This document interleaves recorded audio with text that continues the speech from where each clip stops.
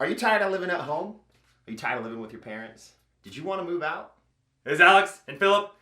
We teach you about your personal finances using words that you can understand without boring you to death. Because adulting shouldn't suck. Hey, and if you're new to our channel, make sure you hit the subscribe button down below. And if you're feeling overwhelmed at all about moving out, leave a comment below and we can address it in a future video. We're going to teach you 5 tips on how to move out of your parents' house so that you don't have to move back in because you didn't know what you were doing. Alex and I both moved out of our parents' house directly out of high school. We were able to pay all of our bills and we didn't ever have to move back in. True. Adulting. Over the past few years, Alex and I have taught a couple thousand high school students in our local communities about basic finances. You know those classes you took in high school where you thought, never going to use this in real life, why am I sitting here? Well, we're going to teach you stuff that you actually need in order to be a successful adult. Tip number 1, you need a job. Crazy. Full-time job. Yeah. That is actually with a real employer that gives you a paycheck. Because if it's under the table, that doesn't actually help you. Yeah, it helps you save up some money, but you need job history with an actual paycheck when you go to move into an apartment because they're going to want to see that.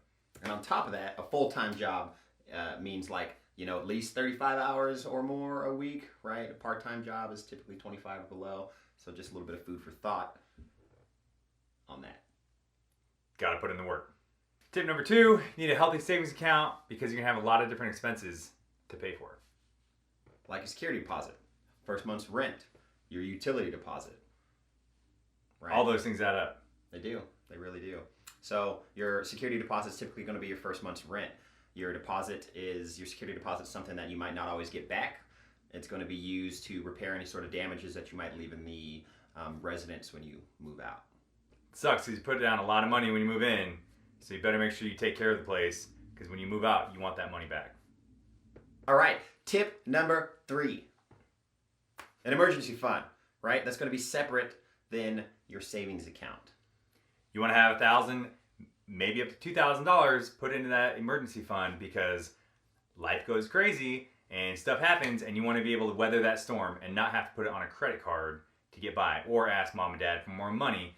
It's better to have an emergency account that's only for an emergency, not an extra cup of coffee.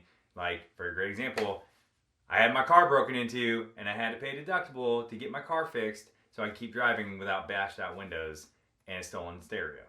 That was a good use of emergency fund to pay for all that stuff. The new iPhone is not an emergency expense. I mean, it's real nice, but it's not an emergency. Tip number 4, a budget. A budget. A budget. So with a budget, you've got fixed expenses, and those are expenses that never change. And you've got variable expenses, and those are things that are always going to change. Fixed expenses, an example of that is like your rent, a car payment, some kind of loan, phone bill. Those types of things are pretty consistent every month.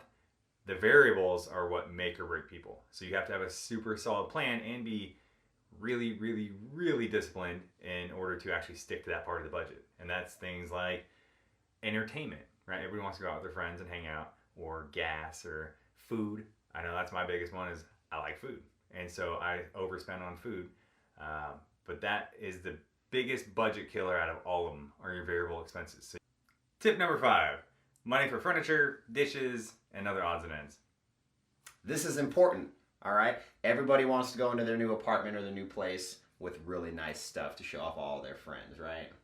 Quality of life. But this is where it's going to set you back the furthest at anything. So don't buy your stuff at fancy places like Import One. What's that place called? Pier 1 Imports. Pier 1 Imports. Yeah, See? whatever Close it is. enough. We don't even shop there now. Right. I mean, we can, but we don't.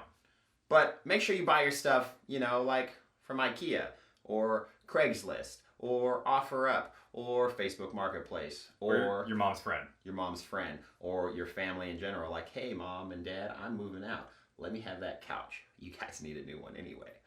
Saves you a lot of money. It really does. Basically, don't buy your shit new. Hopefully you like the tips in this video.